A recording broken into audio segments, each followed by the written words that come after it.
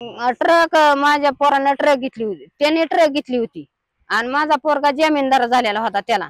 आणि त्याने रेशनच्या मालात त्यांची गाडी अडकली 9 महिने. मग त्यांनी पैसे भरले नाही, आम्हाला ट्रक विकावं लागली म्हणून त्यांनी पैसे गोड बोलून आमच्याकडून भरून घेतलेत. प्रकरण वाद म्हणजे सर काय आहे, आपण त्याला ट्रकला जामीनदार झालेला आहे. जामीनदार 2021 मध्ये झालेले. त्यांनी 2 नंबर तांदूळ भरला, गाडी पकडण्यात आली. पकडण्यात आल्याच्या नंतर त्यांच्यावर गुन्हा दाखल झाला, कायजे वगैरे कंप्लेंट वगैरे पोलीस स्टेशनला झाले. 8-9 महिने गाडी मध्ये राहिली.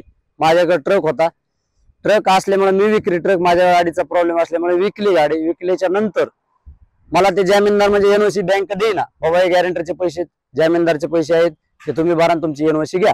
तर हा विषय झाला. त्याला मी बोललो, बाबा हे पिंटू तू माझे पैसे एकतर एनओसी काढून दे. त्यांच्या घरादाराची सगळ्यांची बैठक झाली, घरात विषय झाला.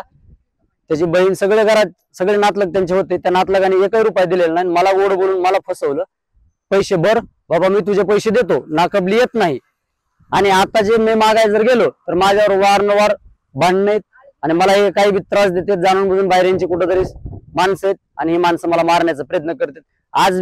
आजची लाईव्ह गोष्ट, मी सकाळी घरी नसताना माझ्या आईला आणि वडिलांना ह्याच्या येऊन फॅमिली, ह्याच्या बायकोनं कालिंदा सतीश डोईपडे काही कारण नसताना माझ्या घरी येऊन हाणमार करण्याचा विषय